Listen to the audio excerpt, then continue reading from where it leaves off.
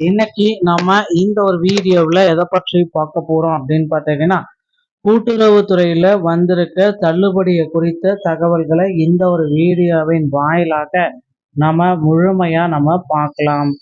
So யாருக்கு இந்த தள்ளுபடி வழங்கிருக்காங்க, யாரெல்லாம் இந்த தள்ளுபடியை ஏற்றுக்கொள்ள போறாங்க, இந்த தள்ளுபடி மறுபட்டியல் வெளியாகுமா வெளியாகாதா பற்றின தகவல்களை இந்த ஒரு வீடியோவின் வாயிலாக பார்க்கலாம்.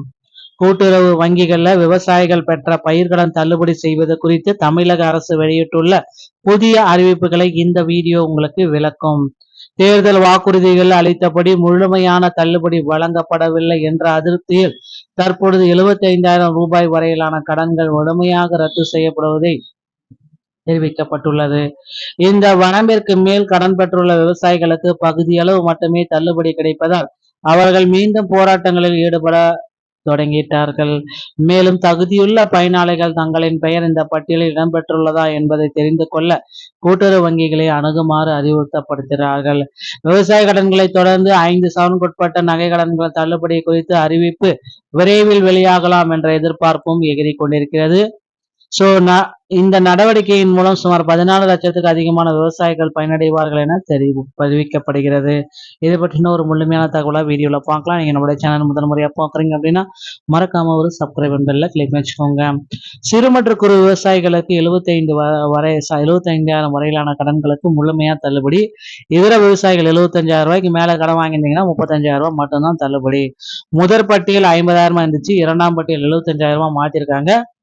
மூன்றாம் பட்டியல பாத்தீங்கன்னா முதலமைச்சர் விஜய் அவர்கள் வெளியிடுவாரு அப்படின்ற ஒரு நம்பிக்கை இருக்கிறது.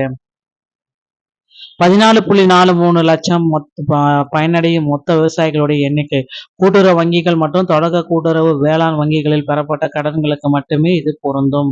என்னென்ன முதல் 3 ஸ்டெப் அப்படின்னு பாத்தீங்கன்னா, நேரில் செல்லவும், நீங்கள் பெற்ற கடன் கூட்டுறவு வங்கிக்கு நேரடியாக செல்லவும், பட்டியலை சரிபார்க்கவும், புதிதாக வெளிப்பட்டுள்ள பயனாளிகளின் பட்டியலில் உங்கள் பெயர் இருக்கான்றதை செக் பண்ணிக்கோங்க அப்படின்றத சொல்றாங்க. உங்களுக்கு தகுதி இருந்தும் பட்டியலில் பெயர் இல்லை எனில் அதிகாரப்பூர்வமாக மேல்முறையீடு செய்து உரிமம் உள்ளது அப்படின்றதையும் குறிப்பிட்டு சொல்றாங்க. தேர்தல் வாக்குறுதியும் தற்போதைய உண்மை நிலை. 5 ஏக்கருக்கு உட்பட்ட அனைத்து விவசாயிகளுக்கும் 100% தள்ளுபடி. முதற் பட்டியலில் 50,000, தற்பொழுது மறுபட்டியலில் 75,000 வரை உச்ச வரம்பு. 5 ஏக்கருக்கு மேல இருந்துச்சு மேற்பட்டவர்கள் 50% தள்ளுபடி. முதற் பட்டியல்ல இவங்களுக்கு பாத்தீங்கன்னா 5,000 மட்டும்தான் தள்ளுபடி. 5 ஏக்கருக்கு மேல போச்சுன்னா மறுபட்டியல்ல 35,000 வரைக்கும் தள்ளுபடி. இப்படிதாங்க வாக்குறுதிகளை தற்போதைய அரசாணைக்கு உள்ள இந்த முரண்பாடே விவசாய சங்கங்களின் தொடர் போராட்டத்திற்கு முக்கிய காரணம். அடுத்து என்ன நீங்க பண்ணலாம் அப்படின்னு பாத்தீங்க அப்படின்னா, அடுத்து இந்த நகை கடனை தள்ளுபடியும் குறித்து விவசாயிகளுக்காக அறிக்கைகள் எல்லாமே ரெடி ஆயிட்டு இருக்கு. விவசாயிகளுடைய 3 முக்கியமான காரணிகள் என்ன நடக்குது அப்படின்னு பார்த்தீங்கன்னா, வாக்குறுதிகள் மீறல். தேர்தல் அறிக்கையில உச்சவரம்பு பற்றி குறிப்பிடாமல் தற்பொழுது நிபந்தனைகள் பல விதிக்கப்பட்டிருக்கு. அதனால வாக்குறுதிகள் மீறல். நிதி ஒதுக்கீடு குறைவு. 2021 ஆண்டு வழங்கப்பட்ட பயிர்க்கடன் தள்ளுபடியின் ஒப்பீடுகளில் தற்போதைய நிதி மிகவும் குறைவு என சுட்டிக்காட்டு. நிபந்தனையற்ற முழுமையான நிவாரணம் வேண்டி விவசாயிகள் சங்கம் மீண்டும் போராட்டத்தை முன்னெடுக்க இருக்கிறார்கள். இதை மாற்றி அமைக்கணும் அப்படின்ற மாதிரி கோரிக்கைகள் போயிட்டு இருக்கு. கண்டிப்பா பாத்தீங்கன்னா இதை மாற்றி அமைக்க போறாங்க. கண்டிப்பா அடுத்த எதிர்பார்ப்பு அப்படின்றது நகைக்கடன் தள்ளுபடி. 5 சவரனுக்கு உட்பட்ட நகைக்கடன்களை முழுமையா தள்ளுபடி செய்யறதுக்கான ஒரு அரசாணை வரும் அப்படின்றத எதிர்பார்க்கலாம். கூட்டுறவு வங்கிகளில் வாங்கிய நகைக்கடன்களுக்கு இந்த அறிவிப்பு கட்டாயம் வரும். கூட்டுறவு வங்கிகள் பாத்தீங்கன்னா அதிகமா எதிர்பார்ப்பு. பொதுத்துறை வங்கிகள் சந்தேகம்தான். தற்பொழுதைய நிலவரம் 14.43 லட்சம் பயனாளிகள் திருத்தப்பட்ட அரசாணையின் மூலம் ஓரளவு பயனடைவார்கள்.